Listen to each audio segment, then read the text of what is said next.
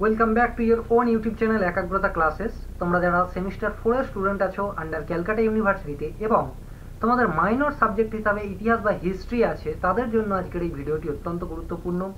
তোমাদের ইতিহাস বলো, ইংলিশ অনার্স বলো, যে সমস্ত অনার্সের সাজেশনসগুলো আমি পোস্ট করেছিলাম সেগুলোর এক্সাম তোমাদের অনেক ভালো হয়েছে, কেননা সমস্ত প্রশ্ন আমাদের সাজেশনস পিডিএফ থেকে 100% কমন ছিল।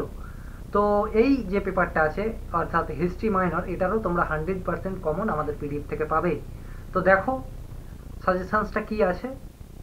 দেখো, সব থেকে প্রথমে তোমাদের যে প্রশ্নটা দিয়েছি এখানে, তোমরা জানো, বলে রাখি যে তোমাদের টোটাল 3 ধরনের প্রশ্ন আসবে। কি কি?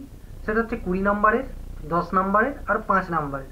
20 নম্বরের দুটো প্রশ্ন আসবে, ঠিক আছে, মানে দুটো লিখতে হবে আর কি।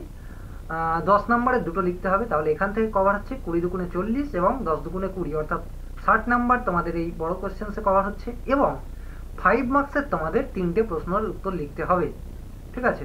তাহলে টোটাল তোমাদের 75 নাম্বার কভার হচ্ছে। তো দেখো, আর দেরি না করে প্রথমে 10 এবং 20 নম্বরের জন্য যে প্রশ্নগুলো তোমাদের অবশ্যই করে পড়তে হবে, তার মধ্যে প্রথম প্রশ্নটা কি আছে দেখো। প্রাচীন রোমের, এখানে ডবল হয়ে গিয়েছে, প্রাচীন রোমের দাস ব্যবস্থা সম্পর্কে প্রবন্ধ লেখো একটি, ঠিক আছে। এবং তারপরেই একটা প্রশ্ন দেওয়া আছে, প্রাচীন গ্রিসের সমাজ ও অর্থনীতিতে দাস প্রথা কিভাবে একটি স্বাভাবিক বৈশিষ্ট্যে পরিণত হয়েছিল। এই দুটো প্রশ্নের মধ্যে আমি মনে করছি যে কোনো একটা তোমাদের পরীক্ষায় আসবে, তাই দুটোই তোমাদের অবশ্যই করে করতে হবে। হয় রোমের দাস প্রথা আসবে, না হলে গ্রিসের এটা আসবে, তাই অবশ্যই করে দুটো তোমাদের করতে হবে। পরবর্তী দেখো, যে প্রশ্নটা আছে এটা হচ্ছে মোস্ট ইম্পর্টেন্ট, এই 3 নম্বর প্রশ্নটা। মানুষের বিকাশ ও বিবর্তনের সংক্ষিপ্ত ইতিহাস লেখো। এটা 20 নম্বরের জন্য তোমাদের জন্য মোস্ট ইম্পর্টেন্ট। পরবর্তী যেটা আছে, প্রাচীন গ্রিসের ট্র্যাজিক নাটকের বিকাশের ধারাগুলি আলোচনা করো। এটা তোমাদের 2024-এ যে মাইনর পেপারের এক্সাম হয়েছিল সেটাতেও এসেছিল, সেকেন্ড সেমিস্টারে সেটা। পরবর্তী দেখো, প্রাচীন গ্রিসের পলিসগুলির বৈশিষ্ট্য আলোচনা করো। এটার সঙ্গে আরেকটা করে রাখবে তোমরা, প্রাচীন গ্রিসের পলিসগুলির পতনের কারণ, ঠিক আছে। নেক্সট দেখো, পশ্চিম এশিয়ার আদি লৌহযুগের প্রভাব আলোচনা করো। এটা তোমাদের 10 মার্কসের জন্য করলেই যথেষ্ট। নব্যপ্রস্তর যুগের সাংস্কৃতিক বৈশিষ্ট্যগুলি আলোচনা করো। এবং তার সঙ্গে আরেকটা প্রশ্ন আছে, নব্যপ্রস্তর যুগের বিপ্লব সম্পর্কে আলোচনা করো। এই দুটো প্রশ্নের মধ্যে থেকে একটা প্রশ্ন তোমরা কমন পাবেই, তাই দুটোর মধ্যে একটা করলে হবে না, দুটোর মধ্যে দুটোই তোমাদের পড়তে হবে, ঠিক আছে। এর মধ্যে থেকেও কোনটা বেশি ইম্পর্টেন্ট সেটা হচ্ছে তোমাদের এই 7 নম্বরটা, যে সাংস্কৃতিক বৈশিষ্ট্য। যদি সাংস্কৃতিক না বলে শুধু বলে দেয় নব্যপ্রস্তর যুগের বৈশিষ্ট্যগুলি আলোচনা করো, তাহলেও সেম উত্তর হবে, ঠিক আছে। এবং ইম্পর্টেন্ট কোশ্চেন্সের লাস্ট যে প্রশ্নটা আছে সেটা হচ্ছে, প্রাচীন গ্রিক ঐতিহাসিক থুকিডিডিসের সংক্ষিপ্ত মূল্যায়ন করো।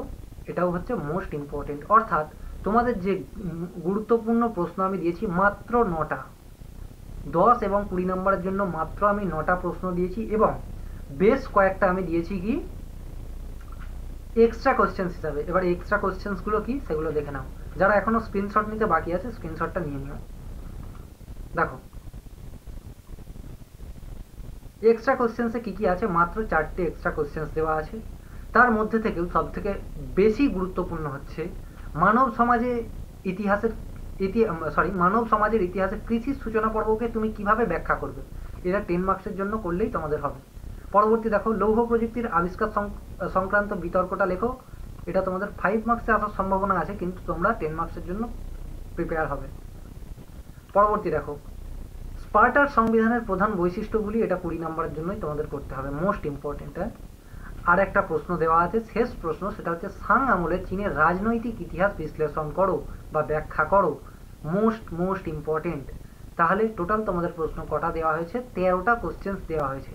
উপরে মোস্ট ইম্পর্টেন্ট 9টা এবং তোমাদের কয়েকটা এক্সট্রা কোশ্চেন্স দেওয়া হয়েছে মাত্র 4টে, টোটাল 13টা কোশ্চেন্স দেওয়া হয়েছে।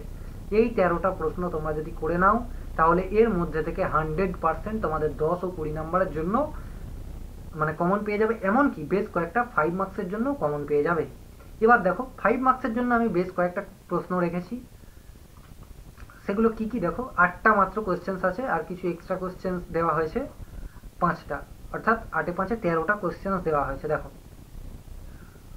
পশুপালক যাযাবর বৃত্তি বলতে কি বোঝো। 5 মার্কসের জন্য অত্যন্ত সোজা এবং শর্ট কোশ্চেন্স আকারে পড়তে হবে এটা। দেখো, নিম্ন পুরাপ্রস্তর যুগের উপর সংক্ষিপ্ত টিকা, এবং এর সঙ্গে আরেকটা প্রশ্ন আছে উচ্চ পুরাপ্রস্তরীয় যুগ সম্পর্কে সংক্ষিপ্ত টিকা।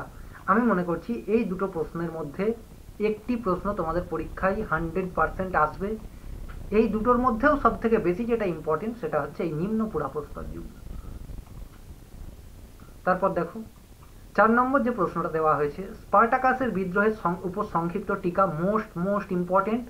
এই প্রশ্নগুলো ছেড়ে যেও না। এই প্রশ্নগুলো তোমাদের সামনে পরীক্ষার আগে দেওয়া হচ্ছে, এরপরও তোমরা যদি না করো তাহলে নিজের পায়ে নিজের কুড়ুল মারা ছাড়া আর কিছুই না।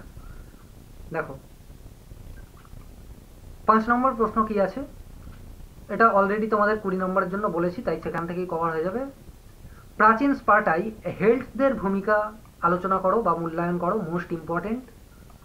প্রাচীন রোমের বাণিজ্য মানে ব্যবসা বাণিজ্য, এটা সংক্ষিপ্ত টিকা আকারে করতে হবে, 5 মার্কসের জন্য করলেই হবে। আরেকটা হচ্ছে প্রাচীন মিশরের অর্থনীতির উপর একটি সংক্ষিপ্ত টিকা। এটা যে অর্থনীতির উপরে আছে তোমাদের আমি উত্তরটা প্রোভাইড করব অ্যাকচুয়ালি অর্থনীতি, স্থাপত্য এবং ধর্মীয় বেসিসে। তো তোমাদের এই তিনটেই করতে হবে, ঠিক আছে? তিনটের মধ্যে যে কোনো একটা আসবে, হয় অর্থনীতি আসবে, হয় ধর্মীয় আসবে, না হলে তোমাদের আসবে কি স্থাপত্য।